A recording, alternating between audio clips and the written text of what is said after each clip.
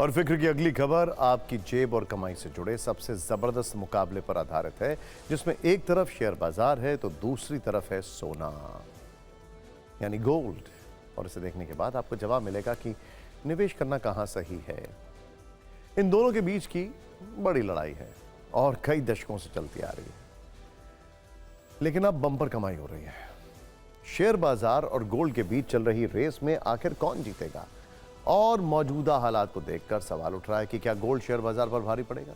और आज इन सवालों के जवाब में आपको हमारी ये जो कुंजी है ध्यान से देखनी चाहिए।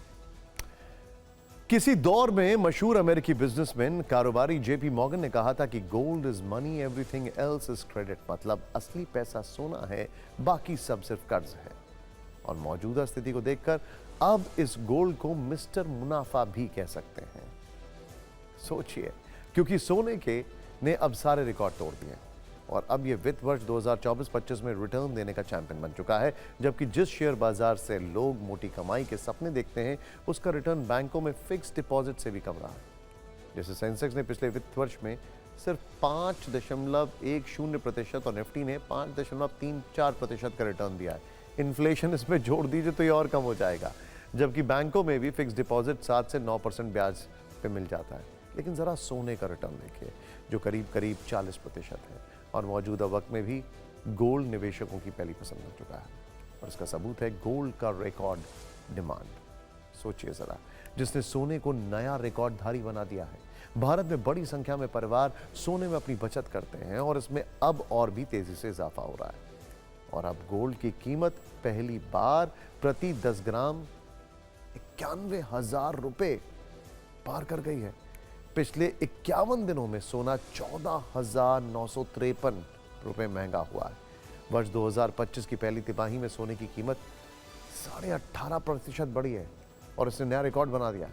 सोने की कीमतों में ऐसी तेजी वर्ष 1986 के बाद दिखी है, यानी सोने की कीमतों में इजाफे का 39 साल पुराना रिकॉर्ड टूट गया है। सोने ने बीते कुछ वर्षों में सेफ, स्थिर और बेहतर रिटर्न दिया है। खासकर कोरोना के बाद शेयर बाजार में जितनी तेजी आई, उतनी खतरनाक गिरावट भी आई और इसी का फायदा गोल्ड को मिला है। अभी प्रति 10 ग्राम 24 कैरेट की गोल्ड की जो कीमत है वो 91,115 रुपये है, जबकि 22 कैरेट की गोल्ड की कीमत 83,461 और 18 कैरेट के 10 ग्राम सोने का मूल्य 68,336 रुपये पहुंच चुका है। वैसे अमेरिका में ट्रंप की सत्ता के बाद जरूर भारत का शेयर बाजार हिला हुआ हो, लेकिन आज भी शेयर बाजार और गोल्ड को लेकर एक सवाल बना हुआ है कि दोनों में सबसे पहले 1 लाख का आंकड़ा कौन पार करेगा। आज 592 अंकों की बढ़त के साथ सेंसेक्स 76,617 पर बंद हुआ, जो अपने शिखर 85,978 से काफी नीचे है। जबकि सोना पहली बार 91,000 को पार कर चुका है। लेकिन अभी निवेशकों का मन आखिर गोल्ड में क्यों अटका हुआ है और क्या अभी सोने में निवेश करने का विकल्प सही है, इसे भी समझते हैं। क्योंकि सोना सुरक्षित निवेश का विकल्प माना जाता है, जबकि शेयर बाजार की तेजी अर्थव्यवस्था के विकास पर निर्भर करती है। जब शेयर बाजार में अनिश्चितता का समय होता है तो गोल्ड में निवेश बढ़ जाता है, जबकि अनिश्चितता के माहौल में निवेशक अपने शेयर्स बेचने लगते हैं।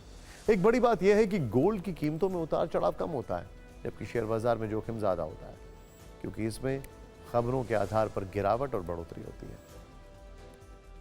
अब जल्दी से यह भी समझ लेते हैं कि आखिर सोने के दाम रॉकेट क्यों बने हुए हैं। इसकी 5 वजह।